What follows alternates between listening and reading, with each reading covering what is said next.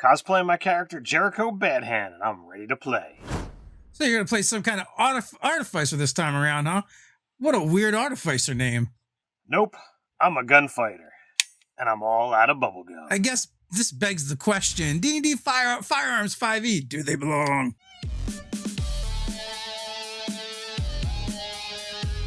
Hello and welcome to Nerdarchy. For nerds, by nerds, I'm Nerdarchist Dave, and as usual, I'm joined by this nerd.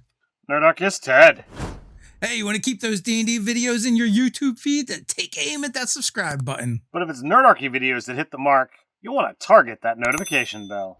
Hey, remember, new Nerdarchy videos drop every Monday, Wednesday, and Friday, so go hop on over to the channel and stay up to date. So before we start this video, I want to give a quick shout out and thank you to our sponsor, Dungeon Fog. They make amazing maps, or you can make amazing maps over on their website.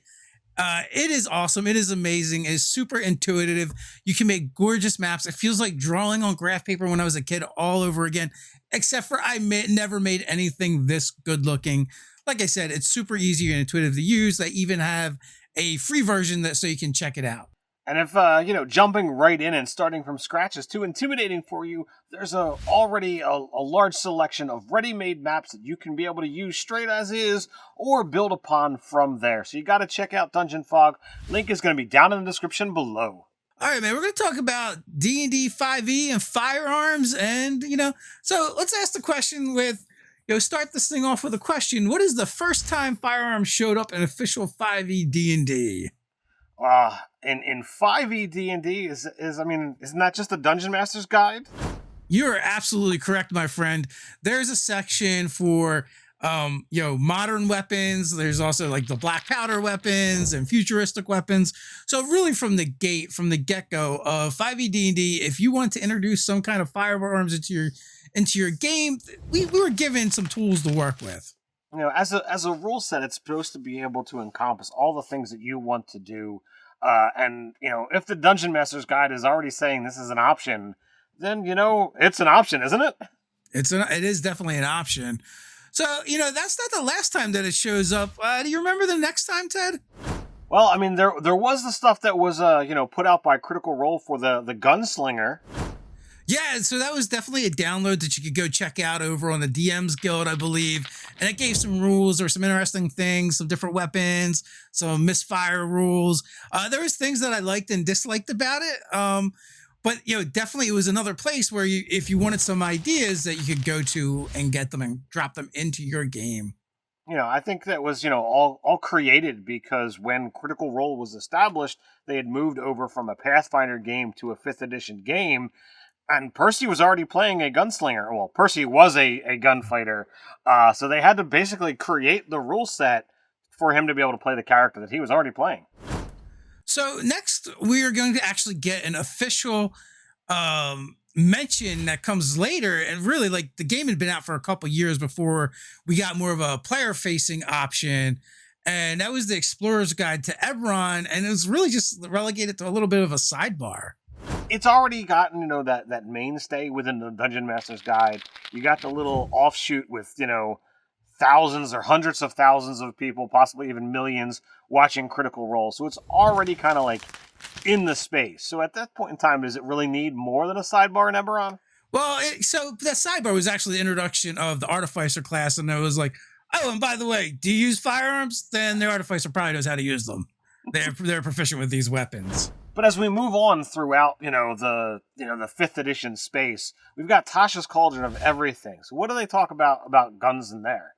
All right, so again, we get the Artificer reintroduced. So again, we get that nifty little sidebar about guns. But, even more importantly, we get the Gunner feat, it's actually not even feat. It's kind of like a half feat. And it's basically like crossbow expert, but for guns and better. All right, so do we want to get into that feat? We absolutely do. All right, so Gunner introduced in Tasha's Cauldron and everything. It gives you, you can increase your dexterity score by 1. You gain proficiency with firearms. You ignore the loading property of firearms. And being within 5 feet of a hostile creature doesn't impose disadvantage on ranged attack rolls. So the only real difference is you don't get that bonus attack, that bonus action attack that you can make with the hand crossbow that the crossbow expert gets, which is only useful if you're using hand crossbows. If you're using any kind of other crossbow, it makes no difference whatsoever. But crossbow expert doesn't give you proficiency, right? No, it doesn't. You still have to be proficient. It also doesn't give you a stat increase. So that's why I say the gunner is a lot like the crossbow expert feat, but technically better because it's a half feat. You get that dexterity increase. You get rid of the loading property, and you get that, being within 5 feet of hostile creatures doesn't impose disadvantage on your ranged attack rolls. And that last part will work with any ranged attack roll. Could be a spell. It doesn't have to be your gun. Could be a longbow. So that's a weird one. I think it's too much. I mean, just being able to give out you are proficient with firearms. There are so many different categories, even even at the aspect of, well, we're just going to limit this to a section, just black powder, a pistol and a rifle, handle and fire differently. And that's coming from a dude who does not have a super amount of experience in the real world, with firearms. And I've spoken to a lot of people, and I've been to, a handful of different shooting ranges. So, just being trained in, a single firearm type, pistol, rifle, I think that in and of itself would work well with this. But to go, you were proficient in everything, does that mean, an arcane arbalist or a future las cannon you know how to use because it falls under firearms? I don't know. Maybe. I don't know. I guess I don't care about that as much. I mean, if you're going to have guns in your world, I imagine it's all going to be like black powder or whatever you kind of agree on. You got to take a feat to get it, or be an artificer to begin with. Fighters, or most martial classes get the whole slew of weapons. So I feel like the same argument could go for that as well. So I don't really care. And to be honest with you, I used to be a purist and be like, you will not get, modern technology in my fantasy worlds. You won't get science fiction in my fantasy games. Keep your chocolate out of my peanut butter, in my earlier gaming experiences. But now, as I'm an older grognard, I've actually gone the other way, and I'm like, I don't know, get all the peanut butter on all the chocolate, let's mix it all up, and you know what, we'll put some science fiction in there and horror, and I don't care because I've done so much fantasy at this point. I need to do other stuff too. Well, I mean, it's the blending of many worlds. There's so many different ways to do this game, to do this thing that we all love, and as long as everybody's having fun at the table, your way is probably right, for your group. And for us, many years ago, I was in that same boat. Guns in a D&D game, why do we need that? There's already ways to convey, damage via range, magic and, missile weapons. That all works. Why do I need guns? But as we move and we explore all of these other worlds, and you get to try out different things and be able to see that more steampunky, tech punky, whatever you want to call it, it changes the scope of the game. I think Critical Role did a really fun job with the fact that, Percy's character, was the one who kind of created his pistol. And as he explored, he found that there were some other people who were experimenting with the same technology, and the decisions that he had to make affected the world. And when they get into campaign 2 and there are guns, it's like, oh, well, they can trace some of those things back, to a design feature from things that happened in the first campaign.